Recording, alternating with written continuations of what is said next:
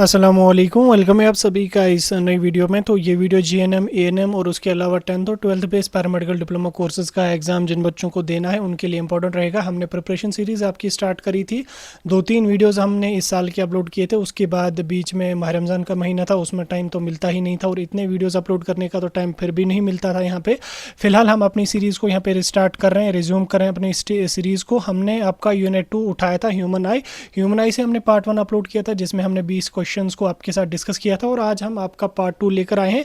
और कल से आपको रेगुलर सीरीज़ देखने को मिलेगी, क्योंकि लास्ट ईयर के पेपर में अगर हम देखेंगे तो मैक्सिमम जो क्वेश्चंस आए थे वो हमारी सीरीज़ से ही आए थे, क्योंकि पेपर का लेवल बहुत ईजी होता है, बहुत बेसिक लेवल के क्वेश्चंस होते हैं। तो चलो हम स्टार्ट कर लेते हैं आज की सीरीज़ को और देख लेते हैं आज की सीरीज़ का पार्ट 2। और आप इस वीडियो को ध्यान से देखना, साथ में चैनल को सब्सक्राइब करके व्हाट्सअप ग्रुप ज्वाइन करके रख लेना। ठीक, पहला क्वेश्चन आज की सीरीज़ का है, at the time of sunrise and sunset the sun looks reddish because of. ठीक, सुबह और शाम यानी कि सनराइज और सनसेट के टाइम अगर आप देखोगे सन जो है वो हमें दिखता है किसका, रेड कलर का। किस रीज़न की वजह से वो दिखता है? क्या वो red light is scattered most, क्या रेड लाइट ज़्यादा स्कैटर्ड होती है, या रेड लाइट जो है वो स्कैटर लीस्ट यानी कि कम होती है, या ब्लू लाइट स्कैटर ज़्यादा होती है, या all colours are scattered equally. किस रीज़न की वजह से होता है ये आपने बोर्ड एग्जाम्स में भी पढ़ा होगा। और ये आपका जो रीज़न इसके लिए सही रहेगा वो रहेगा आपका बी पार्ट, यानी कि red colour is scattered least, जिसकी वजह से हमारा जो है वो सन रेडिश कलर का यहाँ पे दिखता है मॉर्निंग और सनराइज और सनसेट के टाइम। नेक्स्ट क्वेश्चन यहाँ पे आपका है, the danger of signal light are red in colour because red light. ठीक, यानी कि the danger signal lights are red. ठीक, डेंजर सिग्नल जो भी है वो रेड कलर का होता है, चाहे वो ट्रैफिक सिग्नल हो या कोई और हो। तो रेड कलर हम क्यों यूज़ करते हैं, क्यों, इसके पीछे का क्या रीज़न है, अभी ऊपर भी हमने पढ़ा। अब आप बोलो इसके पीछे का क्या रीज़न है। तो रीज़न इसके पीछे जो है वो है आपका बी पार्ट, यानी कि red colour is scattered the least by smoke और फॉग। ठीक, यानी कि ये काफ़ी कम स्कैटर होता है बाय स्मोक और फॉग, जिसकी वजह से ये बहुत ईजिली विजिबल हो जाता है। उसके बाद नेक्स्ट यहाँ पे the clear front part of the I through which light इंटर्स is. ठीक, यानी कि क्लियर फ्रंट पार्ट आई का कौन सा है जहाँ से लाइट जो है वो इंटर करती है आई में। क्या वो रेटिना है, क्या वो कॉर्निया है, क्या वो प्यूपिल है, क्या वो ब्लाइंड स्पॉट है। देखो ब्लाइंड स्पॉट की अगर हम बात करेंगे तो ये तो आई के अंदर होता है, ये भी नहीं आ जाएगा। प्यूपिल की अगर मैं बात करूँ ये भी नहीं है, रेटिना तो बिल्कुल है ही नहीं। तो राइट आंसर हमारा क्या रहेगा? राइट आंसर हमारा रहेगा बी पार्ट, यानी कि कॉर्निया। कॉर्निया जो होता है ये फ्रंट पार्ट होता है आई का, जो ट्रांसपेरेंट होता है, यहीं से लाइट इंटर करती है हमारी आई में। ठीक, ये पार्ट सभी अच्छी तरीके से पढ़ना। और सबसे इंपॉर्टेंट इसमें डिफेक्ट्स ऑफ विजन जो है वो बहुत इंपॉर्टेंट है, वहाँ से आपको 3 से 4 क्वेश्चन आपको डिफेक्ट ऑफ विजन से बन ही जाएंगे। ठीक, नेक्स्ट है, the sensation of vision in the retina is carried to the brain by. ठीक, sensation of vision in the retina, देखो जब लाइट इंटर करती है, ठीक, इंटर करने के बाद जो वो रेटिना पे हमारी एक इमेज बनती है। रेटिना पे इमेज बनने के बाद उस इमेज को कैरी किया जाता है कहाँ पे? ब्रेन में, जिसकी वजह से ब्रेन पे जो वो रेटिना ने इमेज बनाई, वो ब्रेन जो वो इमेज जो है वो ब्रेन पे चली गई। कौन सी ऐसी चीज़ होती है जो रेटिना से ब्रेन तक उस विजन को कैरी करती है? क्या वो साइलरी मसल्स हमारे होते हैं, क्या वो ऑप्टिक नर्व होता है, क्या विट्रस ह्यूमर या एक्वस ह्यूमर होता है? क्या होता है क्वेश्चन नंबर 24 का? तो क्वेश्चन नंबर 24 का जो राइट आंसर है, देखो अगर हम बात करेंगे एक्वस ह्यूमर और विट्रस ह्यूमर, इसका तो कोई काम ही नहीं है। साइलरी मसल्स की अगर हम बात करें तो ये आई के फ्रंट पार्ट में प्रेजेंट होती है।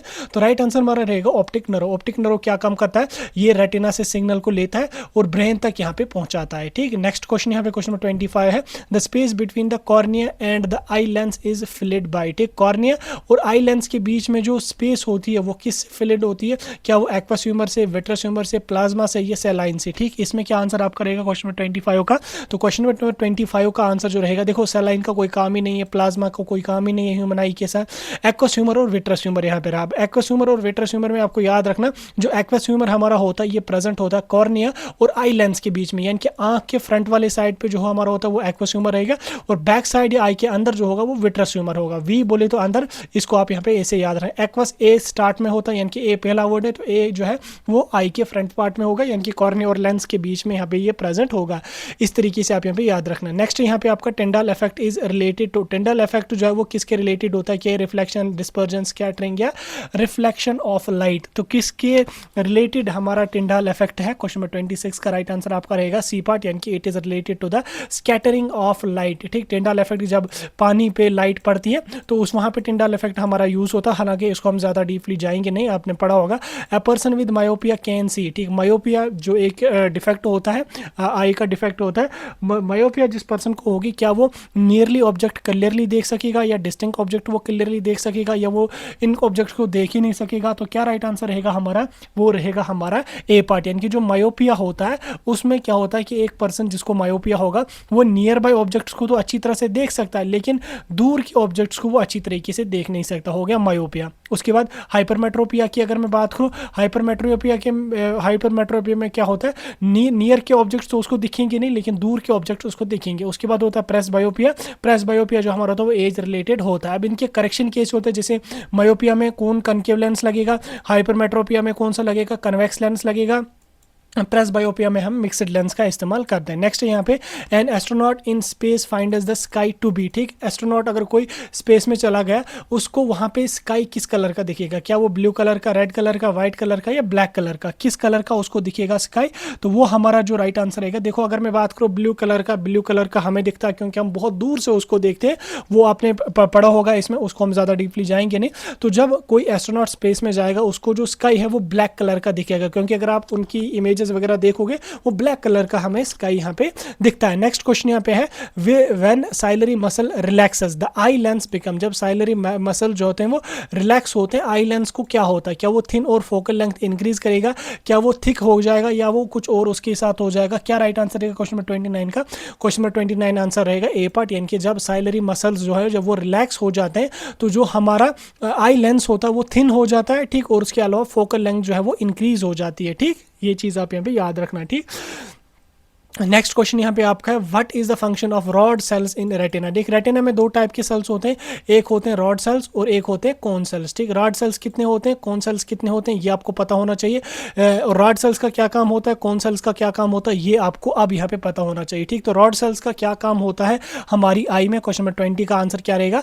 क्या ये डिटेक्ट करते हैं कलर को, क्या ये कंट्रोल करते हैं प्यूपल साइज को, क्या ये फोकस करते हैं इमेज को, या डिटेक्ट करते हैं इंटेंसिटी ऑफ लाइट यानी कि डिम लाइट को, डिम लाइट विजन में, ठीक। तो रॉड सेल्स क्या काम करते हैं? रॉड सेल्स जो होते हैं ये डिटेक्ट करते हैं intensity of light, dim light vision, यानी कि अगर हम रात में देखेंगे तो हमारे रॉड सेल्स ही काम करते हैं। और जो कोन सेल्स होते हैं ये कलर्ड विजन के लिए होते हैं, सी बोले तो कोन, सी बोले तो कलर्ड विजन। तो इस तरीके से आप यहाँ पे याद रखना, ब्लैक एंड व्हाइट के लिए रॉड सेल्स हमारे इस्तेमाल होते हैं। What is the main function of cone cells? Cone cells का अभी मैंने आपको बोला इनका क्या फंक्शन होता है, इनका फंक्शन होता है कलर परसेप्शन, ठीक, कलर परसेप्शन। नाइट विजन किसका काम होता है?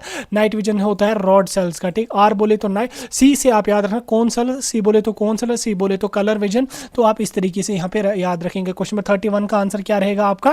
क्वेश्चन नंबर 31 का जो आंसर रहेगा that will be part colour perception. Next question यहाँ पे आपका the focal length of the eye lens is dash when look at the distinct object. जब हम किसी ऑब्जेक्ट पे डिस्टिंक्ट दूर से देखेंगे तो फोकल लेंथ के साथ क्या होगा, क्या होगा फोकल लेंथ के साथ? फोकल लेंथ जो हमारा रहेगा वो मैक्सिमम रहेगा, बी पार्ट राइट आंसर रहेगा। नेक्स्ट क्वेश्चन यहाँ पे आपका the point on which retina way the point on the retina where optic nerve leaves and there is no sensory cells, ठीक। कौन सा पॉइंट जहां पे ऑप्टिक नर्व लीव कर दो और वहां पे कोई भी सेंसरी सेल नहीं होता है? क्या वो येलो स्पॉट है, ब्लाइंड स्पॉट है, फोविया हो या कॉर्निया? तो उसको हम क्या कहते हैं, उस रीजन को हम क्या कहते हैं? उसको कहते हैं ब्लाइंड स्पॉट। ब्लाइंड स्पॉट पे कोई भी सेंसरी सेल प्रेजेंट नहीं होता, ब्लाइंड आप याद रखना, कोई भी प्रेजेंट वहां पे सेल नहीं है, ठीक। नेक्स्ट क्वेश्चन यहाँ पे आपका the property of the eye to continue to seeing an object for a fraction of seconds after it is removed, ठीक। उस प्रॉपर्टी को क्या कहते हैं? जैसे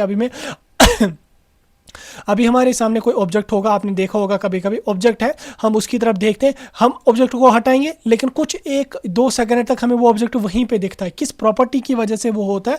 तो क्या राइट आंसर रहेगा क्वेश्चन नंबर 34 का? वो होता है persistence of vision. Persistence of vision की वजह से क्या होता है कि अगर हमारी आंख के सामने कोई ऑब्जेक्ट है, कुछ टाइम तक हम उसको कंटिन्यूअसली ऑब्जर्व करते हैं, जब हम उसको वहां से हटाएंगे तो एक या फ्रैक्शन ऑफ सेकंड, एक आधे सेकंड तक या 1.5 सेकंड तक हमें वो ऑब्जेक्ट वहीं पे देखने को मिलेगा, बट वो वहां पे होता नहीं है, ठीक। नेक्स्ट है the unit of power of lens is, power of lens का क्या यूनिट है? क्या मीटर है, डायोप्टर है, वाट है या ल्यूमन है? क्या आंसर रहेगा इसका? आंसर जो रहेगा वो रहेगा बी पार्ट यानी कि डायोप्टर, ठीक। डायोप्टर जो है वो power unit of power of lens हमारा होता है। Person uses the lens of power two dioptre the defect of vision is. अगर कोई पर्सन जो है जिसको 2 डायोप्टर का लेंस यहाँ पे लगाया है तो उसमें क्या डिफेक्ट हो सकता है? क्या मायोपिया हो सकता है, हाइपरमेट्रोपिया, प्रेसबायोपिया या कुछ और हो सकता है? सकता है। तो क्या हो सकता है क्वेश्चन नंबर 36 का, तो उसको होगा मायोपिया। ठीक, मायोपिया यहाँ पे उसको होगा। Primary colour of light are, ठीक, प्राइमरी कलर ऑफ लाइट जो है वो कौन कौन से होते हैं, क्वेश्चन नंबर 37 में क्या राइट आंसर रहेगा। तो प्राइमरी कलर जो होते हैं वो होते हैं red, blue and green, RBG, आप याद रखना RBG जो है ये प्राइमरी कलर ऑफ लाइट होते हैं। ठीक, which phenomena causes the sun to be visible 2 minutes before actual sunrise. ठीक, तो किस प्रोसेस की वजह से सन जो है ये विजिबल हो जाता है 2 मिनट पहले ही एक्चुअल सनराइज से। क्या वो स्कैटरिंग होती है, डिस्पर्जन होता है, एटॉमिक डिस्पर्जन होता है, या टोटल इंटरनल रिफ्लेक्शन होता है। तो क्या होता है वो हमारा होता है सी पार्ट, यानी कि एटमॉस्फेरिक रिफ्रैक्शन। एटमॉस्फेरिक रिफ्रैक्शन की वजह से कोई सन हमें 2 मिनट पहले ही यहाँ पे दिख जाता है। उसके बाद black opening between the aqueous humour and lens is, black opening जो हमारी आई में होती है या एक्वस ह्यूमर और लेंस के बीच में होती है उसको क्या कहते हैं, रेटिना, आइरिस, प्यूपिल या स्क्लेरा होता है। तो क्या होता है वो हमारा होता है प्यूपल। ठीक, प्यूपल जो होता है ये ब्लैक कलर होता है, ब्लैक कलर की ओपनिंग होती है जहां से लाइट इंटर करती है। अब प्यूपल का साइज कौन मेंटेन करता है, वो करता है आइरिस। ठीक, planet do not twinkle because, planet जो होते हैं वो ट्विंकल नहीं करते हैं, किसकी वजह से, किस रीजन की वजह से। तो रीजन जो हमारा रहेगा वो रहेगा बी पार्ट, यानी कि they are close to the earth as extended sources. ठीक, तो इस तरीके से आज की सीरीज को हमने कंप्लीट किया। इसी के साथ साथ आपका ह्यूमन आई वाला जो यूनिट है वो कंप्लीट हो चुका है। इस PDF को मैं कल अपने टेलीग्राम और व्हाट्सएप ग्रुप में भेज दूंगा, आप ज्वाइन कर लेना, वहां पे लिंक मिलेगी, आप इस PDF को आसानी से वहां से डाउनलोड कर सकते हैं। कितना स्कोर बना आपका इन 20 क्वेश्चंस का, तो जरूर कमेंट्स में मुझे